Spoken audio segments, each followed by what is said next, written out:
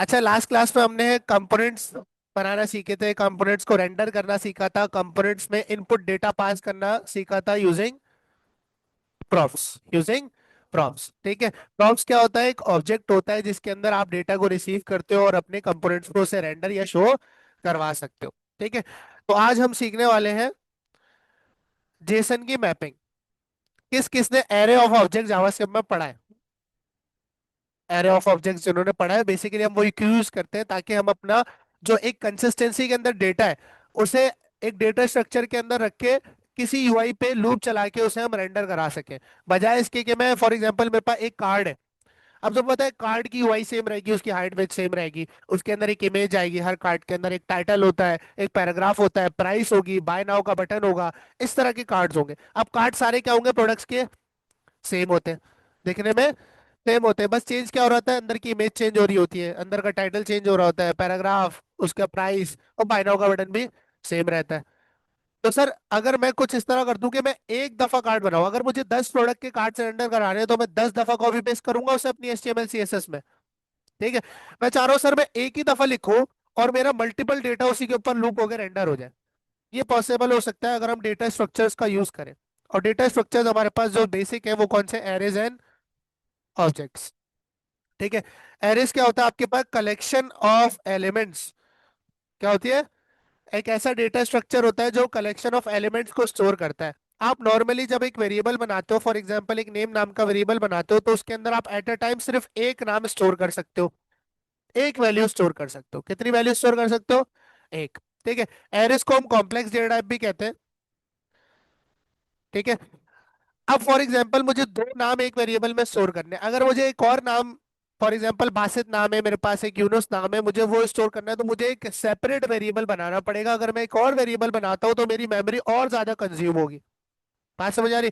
अगर मैं दोनों नामों को एक ही वेरिएबल में स्टोर करता हूँ तो मेरी उसी पर्टिकुलर मेमोरी में वो नाम भी स्टोर हो जाएगा। लेकिन जावास्क्रिप्ट मुझे ऐसा अलाउ नहीं करता कि मैं कॉमा लगा के इधर यूनुस का भी नाम पास कर दूं। जावास्क्रिप्ट ये चीज अलाउ, हाँ, वो कहता है भाई आप एट अ टाइम एक स्ट्रिंग रख सकते हो वेरिएबल में, या तो कोई एक नंबर रख सकते हो, या तो कोई एक बुलियन वैल्यू रख सकते हो, एक्स वाई जेड। आप दो स्ट्रिंग्स एक साथ, देखो कितने स्ट्रिंग्स है ये? दो है। दो स्ट्रिंग्स में एक साथ एक वेरिएबल में स्टोर नहीं कर सकता। तो यहां पर मैं डेटा स्ट्रक्चर का यूज करता हूं जिसका नाम है एरे। एरे आपके पास सिंपली डिनोट किया जाता है इन स्क्वायर ब्रैकेट से। ठीक है, अच्छा, मैथ्स के अंदर भी आप वेरिएबल्स का यूज करते थे।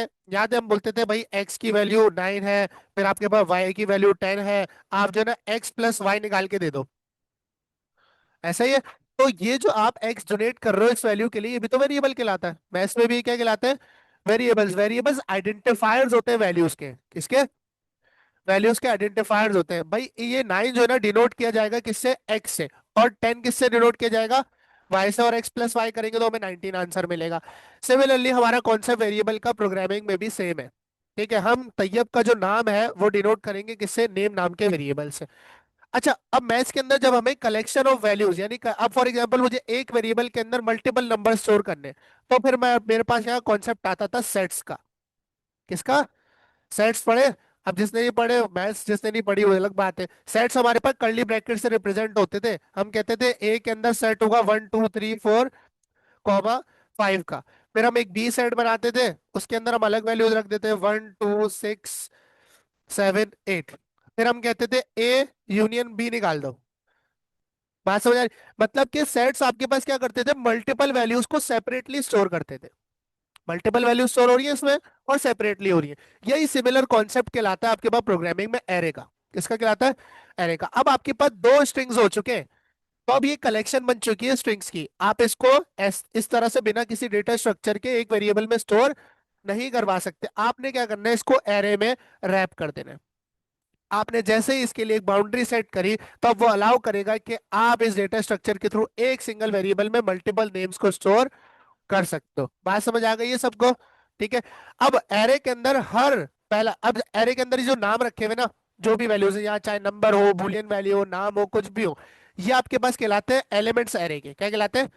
Tayyab is the element, Yunus is the element, Yunus the second element, Tayyab is the first element. अगर मैं और ऐड करूंगा तो और ज्यादा एलिमेंट्स हो जाएंगे। अभी इसमें कितने नंबर ऑफ एलिमेंट्स हैं? तो अब मेमोरी के अंदर जो एरे आपके पास स्टोर होता है उसके अंदर जो पहला एलिमेंट होता है वो मेमोरी के जीरो इंडेक्स पर स्टोर हो रहा होता है। कहाँ स्टोर हो रहा होता है? जीरो इंडेक्स पर। और जो सेकंड वैल्यू होती है वो वन पर। ये सीक्वेंस इस तरह से आगे चलती रहती है। अच्छा सर, अब इंडेक्स नंबर क्यों जरूरी है? ताकि हर वैल्यू को एक अलग आइडेंटिफिकेशन दी जा सके। अगर मैं सिंपल जावास्क्रिप्ट में तुम्हें करके दिखाऊं, कॉम्प्लेक्स नहीं करेंगे, आसान तरीके से करेंगे, डायरेक्ट नहीं करेंगे। ठीक है।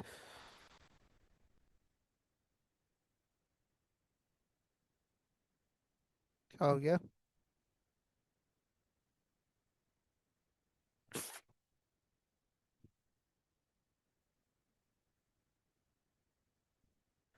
यहाँ पर मैंने स्क्रिप्ट का टैग ओपन किया एचटीएमएल की फाइल के अंदर अपनी। और उसके बाद मैंने यहाँ पर एक वेरिएबल क्रिएट किया, let for example student name. ठीक है। और उसके अंदर मैंने एक स्टूडेंट नेम ऐड कर दिया, फॉर एग्जांपल तैयब। ठीक है। अब मैंने कहा कि मैं इसी स्टूडेंट नेम के वेरिएबल के अंदर दो नाम स्टोर कराना चाहता हूँ। कितने नाम? दो नाम। तो मैं यहाँ पर कॉमा लगाऊंगा स्ट्रिंग के बाद और यहाँ पर एक और नाम लिख दूंगा, यूनुस। लेकिन अब देखो एरर मिल रहा है। क्या एरर मिल रहा है? देखो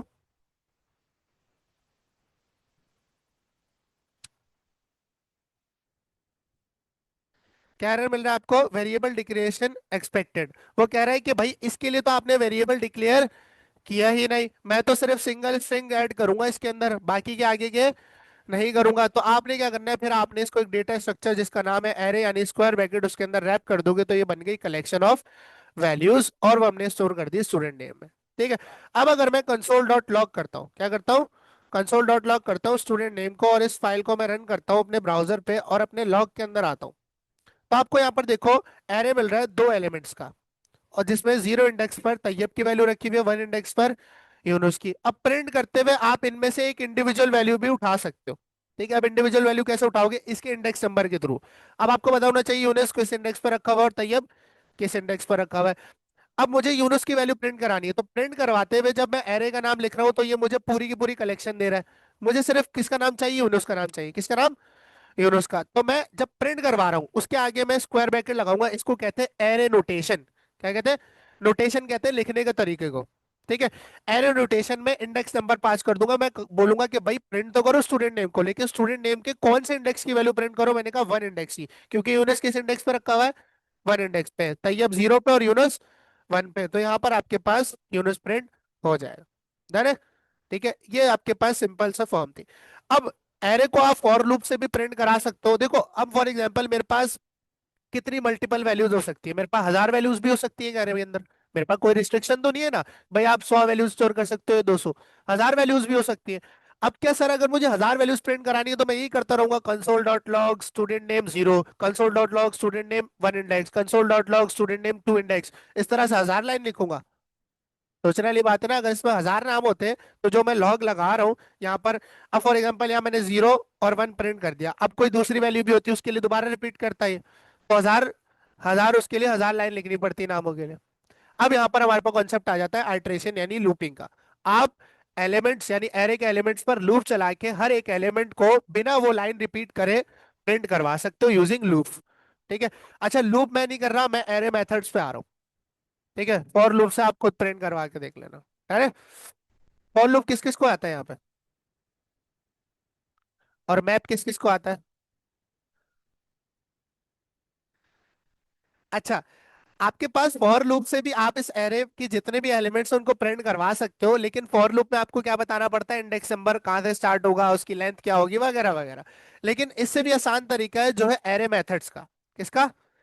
एरे के कुछ मेथड यानी कुछ फंक्शंस आते हैं जो आपकी जिंदगी को आसान बना देते हैं। अब एक फंक्शन आता है फॉर ईच का, वो यूज किया जाता है एरे के एलिमेंट्स को आइटरेट यानी लूप करने के लिए। किस लिए? लूप करने के लिए। फॉर एग्जांपल अगर मैं फॉर का लूप बनाऊं, फॉर का लूप में आप क्या करोगे? एक वेरिएबल डिफाइन करोगे आई करके जीरो इंडेक्स से। ठीक है। फिर आप इसको लेस देन करोगे किसके? एरे की लेंथ के। किसके? एरे की लेंथ के। फिर उसके बाद आप इसको एक का इंक्रीमेंट दोगे, फिर आप इसके अंदर लॉग लगाओगे, फिर उसके बाद आप स्टूडेंट नेम लिखोगे, फिर इसके अंदर आप इंडेक्स नंबर पास करोगे। तो मैं कहूँ इसको बहुत शॉर्ट फॉर्म में लिख सकते हैं, इतनी लंबी पंचायत नहीं करनी पड़ेगी तो जिंदगी आसान हो जाएगी। तो जिंदगी आसान बना देते हैं हमारे एरे मेथड्स। ठीक है। अब ये सब हमें नहीं करना पड़ेगा लूप लगाने के, इससे भी देखो काम हो गए, देखो दोनों नाम प्रिंट हो गए। ठीक है। लेकिन ये बहुत लंबी है, इससे बजाय हम यूज करते हैं, क्योंकि हम रिएक्ट में जेएसएक्स के अंदर भी लूप लगाएंगे। क्या लगाएंगे? जेएसएक्स के अंदर। लेकिन जेएसएक्स का रूल है कि आप फॉर वाइल डू वाइल का लूप जेएसएक्स में डायरेक्टली अप्लाई नहीं कर सकते। वहां पर आपको यूज करने पड़ते हैं एरे मेथड्स। कौन सा यूज करने पड़ते हैं? Array methods. अब सबसे बेसिक एरे मेथड है फॉर ईच। कौन सा है? For each. ठीक है। ये आपके पास आइटरेट करने के लिए यूज होता है आपके एरे एलिमेंट्स को। देखना, इसको गौर से देखना। अभी सिंपल जावास्क्रिप्ट में करके दिखा रहा हूँ, जब वहां पे करके दिखाऊंगा तो गौर से देख लो इसको। अब मैंने इसके ऊपर करना है लूप, यानी कि मैं चाह रहा हूं एक एक करके इसके सारे नंबर ऑफ एलिमेंट्स प्रिंट हो जाए। क्या हो जाए? प्रिंट हो जाए। इस पे लगाऊंगा मैं फॉर ईच। अब एरे का नाम क्या है? Student name. एरे मेथड है तो किस पे लगेगा? एरे पे ही लगेगा, स्टूडेंट नेम पे लगेगा। मैंने कहा स्टूडेंट नेम पे एक एरे मेथड लगाओ डॉट, जिसका नाम है फॉर ईच। अब फॉर ईच आपसे मांगता है call back function. Call back function एक ऐसा फंक्शन होता है जो दूसरे फंक्शन के अंदर बनाया जाता है। अभी सिंपल, वरना इसकी और भी डिटेल डेफिनेशन है। ठीक है। अब यहाँ पर आप, मैंने आपको दो तरीके से फंक्शन बनाना सिखाए थे, एक फंक्शन के कीवर्ड से और एक एरो फंक्शन। आप दोनों ही बना सकते हो। ठीक है, इसके अंदर कोई रिस्ट्रिक्शन नहीं, आप दोनों बना सकते हो। फंक्शन बनाना है ना सर, फंक्शन कैसे बनाते हैं? फंक्शन के कीवर्ड से। अच्छा, कॉल बैक फंक्शन जब आप देते हो ना, तो उसके अंदर आप फंक्शन का नाम पास नहीं करते। जैसे हम फंक्शन का नाम लिखते हैं ना, इस तरह से, फिर हम लोग इस तरह से कर्ली ब्रैकेट लगाते हैं। बस कॉल बैक फंक्शन में ये नाम नहीं आता। इस तरह से हम कॉल बैक फंक्शन बना रहे होते हैं, अगर फंक्शन के कीवर्ड से बनाओगे तो। बात समझ आ रही है? तो ये पूरा फंक्शन मुझसे मांग रहा है, कॉल बैक फंक्शन मांग रहा है, ये मैंने कट किया और इसके बीच में पास कर दिया। क्या मांग रहा था मुझसे? एक कॉल बैक फंक्शन, तो मैंने इसको क्या दे दिया? एक फंक्शन पास कर दिया। ठीक है। अब फंक्शन पास किया, यहां पर एक चीज मैं आपको दिखाना चाह रहा हूं कि फंक्शन जब आप लिखोगे और फंक्शन के जब आप पैरेंथेसिस डालोगे, तो आपसे क्या कह रहा है? ये क्या रिसीव करेगा? एक एक वैल्यू रिसीव करेगा। तो यहां पर आपसे बोल रहा है कि एक पैरामीटर सेट करो जिसका नाम क्या है? वैल्यू। लेकिन आप पैरामीटर का नाम कुछ भी रख सकते हो। ठीक है। अभी फिलहाल के लिए मैं इसका नाम रख देता हूं एलिमेंट। क्या रख दिया मैंने? एलिमेंट। कॉमा लगाया। दूसरी चीज क्या कह रहा है? हाँ, फंक्शन को कॉल नहीं किया, फंक्शन तो अभी बना रहे हैं। Call back function automatically invoke होता है बेटा, उसको कॉल करने की जरूरत नहीं पड़ती। ठीक है। अब मांग रहा है मुझसे इंडेक्स नंबर। क्या मांग रहा है? Index number. यानी कि ये फंक्शन क्या करेगा? इस स्टूडेंट नेम के एरे में से एलिमेंट भी उठाएगा और उसका उसका इंडेक्स नंबर भी उठाएगा। यानी कि अगर फॉर एग्जांपल आपके पास एलिमेंट में तैयब आ रहा है, तो तैयब का इंडेक्स नंबर क्या होगा? 0। तो वो आप यहाँ पर इंडेक्स में रिसीव कर सकते हो। ठीक है। उसके बाद आप इसके ब्रैकेट्स लगाओगे, कर्ली ब्रैकेट, और आपने यहाँ पर अपनी बॉडी ओपन कर ली। बॉडी ओपन करने के बाद आपने लॉक कर दिया, किसे? एलिमेंट को लॉक कर दोगे। किसे लॉक कर दोगे? समझाता हूँ भी। सही है। यहाँ पर आए, रिफ्रेश करें, देखो दोनों नाम प्रिंट हो रहे हैं। ठीक है। अगर मैं कोई नाम यहाँ पर इंक्रीज कर देता हूँ, जैसे मैं यहाँ पर कर देता हूँ, कोई नाम बताओ अपना। फंसी कर दिया फॉर एग्जाम्पल। ठीक है। यहाँ के रिफ्रेश किया, तो आपके पास देखो फंसी भी प्रिंट हो गया। ठीक है। तो अब मुझे सिर्फ एलिमेंट्स बढ़ाने की फिक्र है, लूप खुद ब खुद हो जाएगा। ठीक है। अच्छा, अभी इसका सिनेरियो चल कैसे रहा है? स्टूडेंट नेम पे मैंने क्या लगाया? For each. फॉर ईच यानी हर एक के लिए, फॉर ईच यानी हर एक के लिए। यहाँ पर हर एक के लिए बात हो रही है इन एलिमेंट्स की। ठीक है। अब फॉर ईच क्या करता है? एक फंक्शन रिसीव करता है। अब इस फंक्शन में दो पैरामीटर रिसीव होते हैं। ये फॉर ईच का फंक्शन क्या करेगा? इस स्टूडेंट नेम वाले एरे में से सबसे पहला एलिमेंट उठाएगा, जो कौन सा है? तैयब है। वो एलिमेंट उठा के लाके किसमें रख देगा? इस एलिमेंट नाम के पैरामीटर में रख देगा। कहाँ लाके रख देगा? एलिमेंट नाम के पैरामीटर में। और इसका इंडेक्स क्या है? 0। वो लाके रख देगा किसमें? इंडेक्स में। और मैंने किसे प्रिंट कराया? एलिमेंट। एलिमेंट में क्या स्टोर था? तैयब। तैयब प्रिंट हो गया। तैयब प्रिंट हो गया। ठीक है। फिर वो एक एक करके, हर एक के लिए का मतलब है एक एक करके, अब जब प्रिंट कर लेगा दोबारा रिपीट होगा, दूसरा देखेगा। यूनिस है, यूनिस को लाके का रखेगा? एलिमेंट में। यूनिस का इंडेक्स क्या है? 1 है। लाके रखेगा कहा? इंडेक्स में। एलिमेंट को प्रिंट कर देगा, यूनिस को।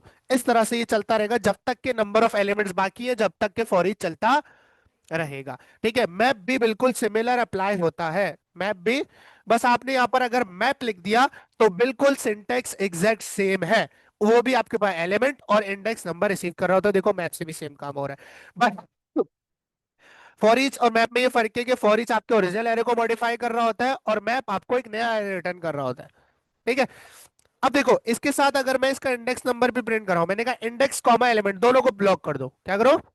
दोनों को लॉक कर दो। तो यहाँ देखो आपके पास 0 पे तैयब, 1 पे यूनुस और 2 पे, यानी कि फॉर ईच और मैप मुझे दोनों ही जो मेथड्स हैं वो एलिमेंट भी दे रहे होते हैं कि करके एरे में से निकाल के, और उनका इंडेक्स नंबर भी दे रहे होते हैं। बात समझ आती है? ठीक है।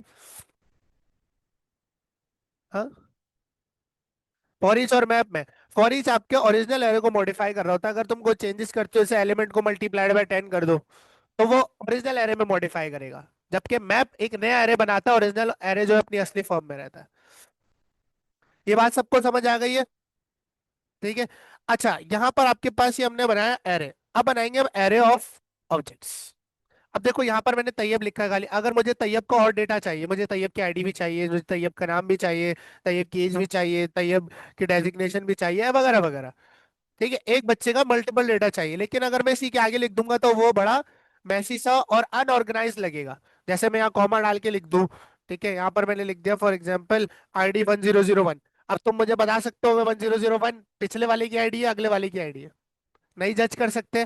तो यहाँ पर अब आपके पास कॉन्सेप्ट यूज होता है एरे ऑफ ऑब्जेक्ट्स का। ऑब्जेक्ट कैसे बनाते हैं? एरे बनाते हैं स्क्वायर ब्रैकेट से, ऑब्जेक्ट बनाते हैं कर्ली ब्रैकेट से। एरे में डेटा स्टोर करते हो, सीधा सीधा एलिमेंट्स रखते हो कॉमा सेपरेट के साथ। लेकिन ऑब्जेक्ट में आप प्रॉपर्टी की सूरत में, की और वैल्यू की सूरत में अपना डेटा स्टोर कर रहे होते हो। इसमें और एरे में ये फर्क है कि आप इसको एक की से डिनोट कर सकते हो, जबकि एरे में आपको वैल्यू के लिए इंडेक्स नंबर पता होना चाहिए। ठीक है। अब यहां पर मैंने एक की बना दी फॉर एग्जांपल नेम नाम से। किस नाम से बना दी? नेम नाम से। और यहां पर मैंने एक वैल्यू रख दी तैयब। और इसको मैं एक वेरिएबल में ऑब्जेक्ट को स्टोर कर दूंगा, जिसको मैं कह देता हूँ डेटा। बात समझ आ रही है? अच्छा सॉरी, टर्मिनेटर लगा दिया। अब यहाँ पर मैंने लॉक किया किसे? डेटा को। किसको लॉक कर दिया? डेटा को। तो आपको पता है सर, एक ऑब्जेक्ट प्रिंट हो जाएगा जिसमें की आ रही होगी नेम तैयब। प्रॉम्प्ट्स देखे थे हमने लास्ट क्लास में, ऐसे ही आ रहे होते हैं। ठीक है। अब यहाँ पर मुझे अगर डेटा में से सिर्फ नेम तैयब चाहिए, यहाँ मल्टीपल कीज भी बना सकते हो। जैसे आईडी बना दिया आपने 1001। अब हर प्रॉपर्टी को दूसरी प्रॉपर्टी से सेपरेट करने के लिए बीच में लगेगा कॉमा। क्या लगाओगे? कॉमा लगाओगे। फिर मैंने तैयब नेम के बाद यहाँ पर डेजिग्नेशन ले ली। ठीक है, डेजिग्नेशन में मैंने पास कर दिया फैकल्टी। ठीक है, उसके बाद मैंने यहाँ पर डेटा को देखा, तो आपके पास डेटा में 3 कीज बन के आ रही है। ठीक है। अब मुझे अगर सिर्फ, अगर यही काम मुझे एरे में करना होता, अगर एरे की कोई स्पेसिफिक वैल्यू उठानी होती, किसका यूज करता? इंडेक्स नंबर का। एरे में से कोई स्पेसिफिक वैल्यू उठानी है तो इंडेक्स नंबर का यूज करूंगा। जैसे मुझे पता होगा कि भाई 1001 1 पे रखा हुआ है, तो मैं इंडेक्स नंबर क्या लिख दूंगा? 1। ठीक है। अब मुझे अगर ऑब्जेक्ट में से कोई स्पेसिफिक वैल्यू उठानी है, जैसे मैं चाह रहा हूँ सिर्फ डेजिग्नेशन मिल जाए मुझे, लेकिन यहाँ पर मुझे तीनों चीजें मिल रही है। ठीक है। तो अब एरे सॉरी ऑब्जेक्ट में से किसी प्रॉपर्टी को एक्सेस करने के लिए मेंबर एक्सेसर यानी डॉट का यूज किया जाता है। किसका यूज किया जाता है? मैं लिखूंगा भाई डेटा ऑब्जेक्ट डॉट, उसके अंदर जो डेजिग्नेशन मौजूद है वो मुझे प्रिंट करके दे दो। रिफ्रेश किया, देखो फैकल्टी प्रिंट हो गया नीचे सबसे। डन है? ठीक है। अच्छा, अब यहां पर अगर मैं सिर्फ तैयब एक एलिमेंट पर, एक इंडेक्स नंबर पर, ये एक इंडेक्स नंबर है 0। कौन सा है? 0। एक इंडेक्स नंबर पे मैं सिर्फ तैयब का नाम स्टोर कर पा रहा हूँ। क्या मैं इसी के आगे फॉरेन से उसकी एज स्टोर कर सकता हूँ या डेजिग्नेशन स्टोर कर सकता हूँ? नहीं। कॉमा लगाऊंगा तो कंफ्यूज हो जाऊंगा, जैसे यहाँ पर कंफ्यूज हो रहा हूँ। अब यहाँ पर मैं क्या करूंगा? सिंगल वैल्यू की जगह पूरा का पूरा इंडेक्स पे एरे रख दूंगा। सॉरी ऑब्जेक्ट रख दूंगा। क्या रख दूंगा? ऑब्जेक्ट। अब यहाँ मैं मल्टीपल चीजें स्टोर कर सकता हूँ। बात समझ आ रही है?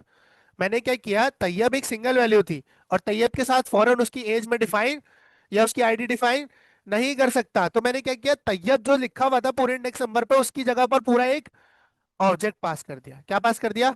ऑब्जेक्ट। इसकी मिसाल देखो यहाँ पर, इस पूरी चीज को हम कमेंट कर देते हैं, दोबारा से देखते हैं इसको। यहाँ पर मैंने एक एरे बनाया जिसके अंदर मैं स्टूडेंट्स का डेटा स्टोर करूंगा। इसका? स्टूडेंट्स का। ठीक है। अब एरे के अंदर आप स्टूडेंट का एट अ टाइम या नाम स्टोर कर सकते हो सबका, या एट अ टाइम उनके आईडी स्टोर कर सकते हो। अब स्टूडेंट, एक स्टूडेंट का डेटा या मल्टीपल स्टूडेंट्स का डेटा आप एक एरे में स्टोर नहीं कर सकते। या तो फिर आपको एरेस के अंदर एरेस बना लो, या एरेस के अंदर ऑब्जेक्ट्स बना लो। ठीक है। तो अब यहाँ पर जब मैं तैयब का सिर्फ नाम स्टोर कर रहा था, तो ये मुझे अलाउ नहीं कर रहा था कि मैं तैयब का और डेटा स्टोर कर सकूं। तो यहाँ पर मैंने पूरे के पूरे इंडेक्स नंबर पे क्या पास कर दिया? एक ऑब्जेक्ट। अब यहाँ पर मैं एक की बनाऊंगा आईडी, और उस आईडी का नाम रख दूंगा 1001, कॉमा लगाऊंगा, एक की बनाऊंगा मैं नेम नाम से, और उस पर मैं स्टोर कर दूंगा तैयब। फिर से कॉमा लगाऊंगा और यहाँ पर एक की बना दूंगा डेजिग्नेशन। ठीक है, और इस पे मैं स्टोर कर दूंगा फैकल्टी। अब आप देखो कि तैयब का डेटा इस पूरे ऑब्जेक्ट में रैप्ड है। अगर मैं इसको फॉर्मेट कर दूं अच्छा सा, इसको नीचे ले आते हैं एंटर करके।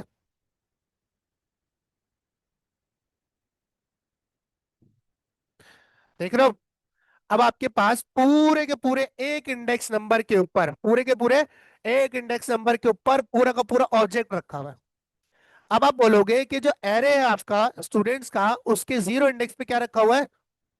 एक ऑब्जेक्ट रखा हुआ है। अब एक कोई सिंगल वैल्यू, एक सिंगल वैल्यू नहीं है, पूरा का पूरा ऑब्जेक्ट है। देखो, अब देखो एरे तो इसका भी इंडेक्स नंबर होगा, ठीक है।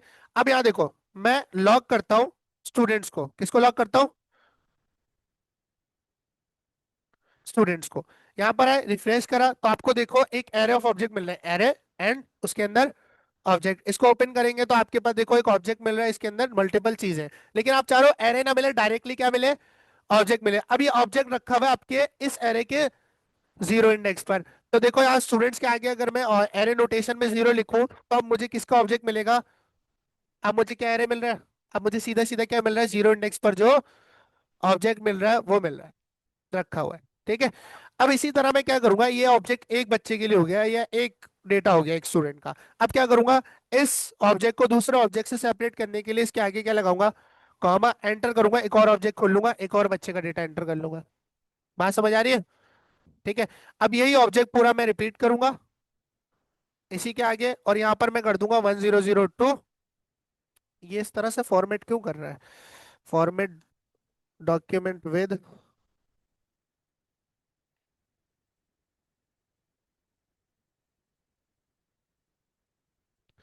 खैर इसको हमें खुद से सेपरेट करना पड़ेगा। ठीक है, तो अब यहाँ देखो, मैंने एक इंडेक्स पर ये ऑब्जेक्ट रखा, अब दूसरे इंडेक्स पर मैंने आईडी कर दी है, और यहाँ पर मैंने यूनिवर्सिटी आईडी कर दी है, ठीक है। और इसकी भी डेजिग्नेशन फॉर एग्जांपल फैकल्टी है। हाँ,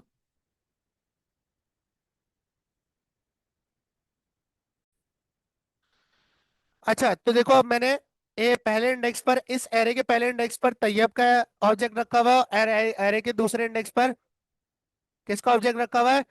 यूनुस का ऑब्जेक्ट रखा हुआ है। अब यहाँ पर अगर मैं कंट्रोल डी करूं और यहाँ पर मैं वन इंडेक्स लिखूं तो मुझे दोनों के ऑब्जेक्ट मिलेंगे, दोनों के ऑब्जेक्ट मिल रहे हैं,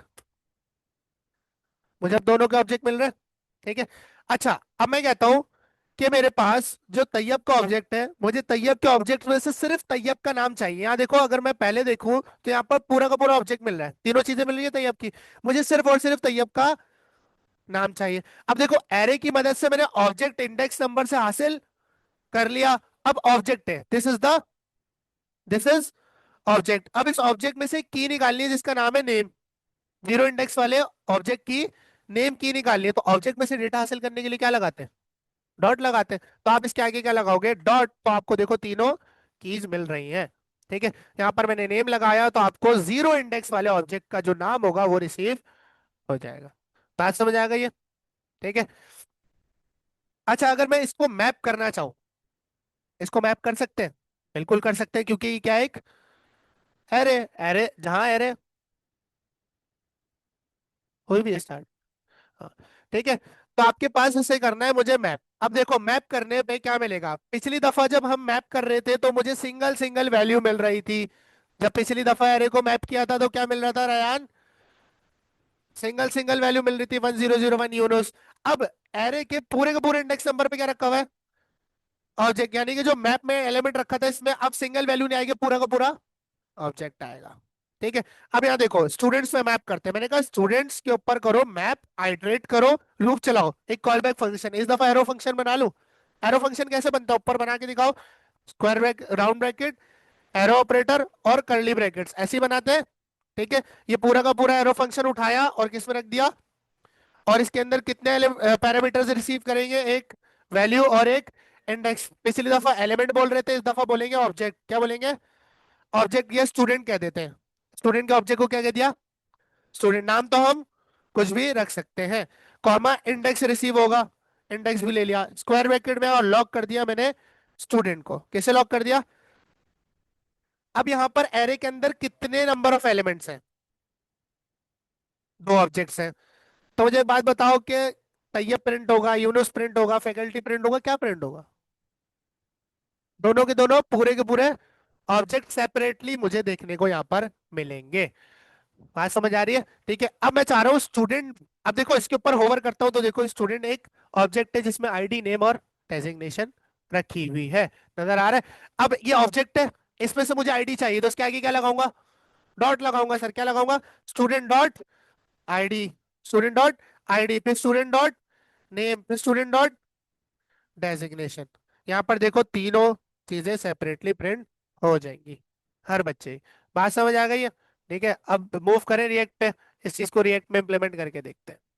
ठीक है,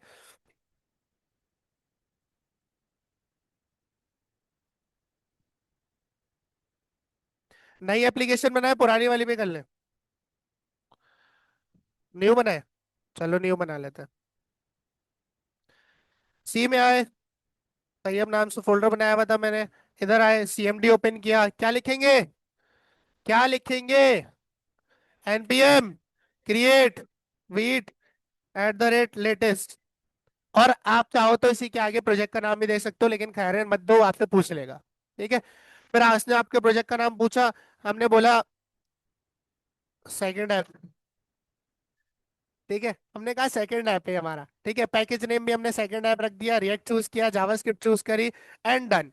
डन करने के बाद सेकंड ऐप को ओपन किया, ऐसे वीएस कोड में कर लिया ओपन। ओपन करने के बाद टर्मिनल ओपन करके सबसे पहले जो फर्स्ट चीज है हम पे क्या है? नोड मॉड्यूल्स को इंस्टॉल करना है, यानी पैकेजेस को इंस्टॉल करना। अब गिट बैश खुला हुआ है, इसको कहाँ करेंगे हम? कमांड प्रॉम्प्ट, और यहाँ लिख देंगे हम npm i, यानी npm इंस्टॉल।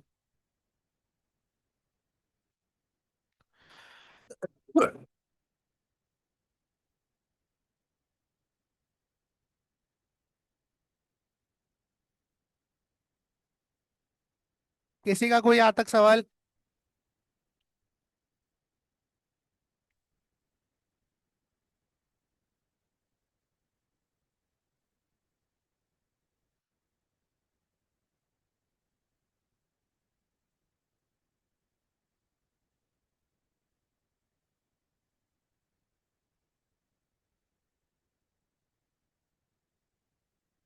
तो आपके पास 152 पैकेजेस यहाँ पर हो चुके हैं इंस्टॉल। रन करना है प्रोजेक्ट को, क्या करेंगे? npm run dev। ठीक है, npm run dev करने के बाद लोकल होस्ट पे आपकी ऐप हो चुकी है रन, और फिर से वही वाला फजूल सा टेम्पलेट आपको यहाँ नजर आ रहा है। ठीक है, तो इसको एडिट करेंगे कहाँ जाके? पब्लिक में जाके ये सारी चीजें पहले कर दूंगा खाली।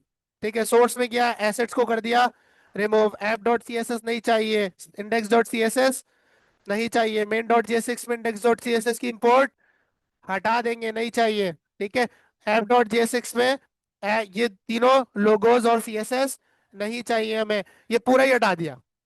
ठीक है, ऐप का पूरा कंपोनेंट रिमूव कर दिया। अच्छा, मैंने शायद आप लोगों को एरो फंक्शन बनाना सिखाया था शॉर्टकट से, RAFCE। अगर आपको फंक्शनल बनाना है उसके लिए लिखोगे आप RFCE, ए नहीं लगाओगे, इससे फंक्शनल कंपोनेंट बनेगा। है ना, फंक्शन की कीवर्ड वाला। ठीक है, अगर एरो फंक्शन वाला बनाना है तो RAFCE, ये एरो फंक्शन बन गया। डन है? ठीक है, तो हम RFCE कर लेते हैं। ठीक है, अच्छा यहां पर अब देखो, हम मैं क्या कराना चाहता हूँ, बहुत सिंपल। रिटर्न के अंदर मैं बनाना चाहता हूँ एक एम्प्टी फ्रेगमेंट, जो फर्ज है सबसे पहले क्या लगाएंगे? एम्प्टी फ्रेगमेंट, क्योंकि J6 का रूल है कि एक ही चाइल्ड, सॉरी एक ही पेरेंट एलिमेंट होगा J6 में। ठीक है, अब इसके अंदर मैं एक अनऑर्डर्ड लिस्ट लगा रहा हूँ, अनऑर्डर्ड लिस्ट सबको आती होगी। ठीक है, इसके अंदर क्या लगते हैं? LI लगते हैं। यहाँ पर मैंने LI लगाया, क्या लगाए? LI लगाए। अब LI में पहले मैंने नाम लिख दिया तैयब, फिर मैंने लिख दिया यहाँ पर यूनुस, और यहाँ पर फिर मैंने लिख दिया रयान। लिख दिया भाई। अब आपको पता है आपको कैसे होगा?